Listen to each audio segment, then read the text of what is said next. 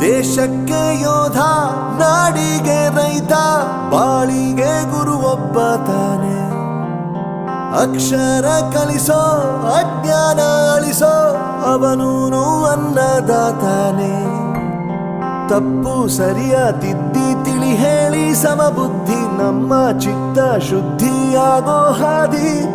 ಎಷ್ಟೇ ದೂರ ಹೋದ್ರೂ ಮರಿಬೇಡ ನಿನ್ನ ಬೇರು, ನಿನ್ನ ಸಾಧನೆಗೆಲ್ಲ ಇದುವೇ ಆದಿ. ಪಾಠಶಾಲಾ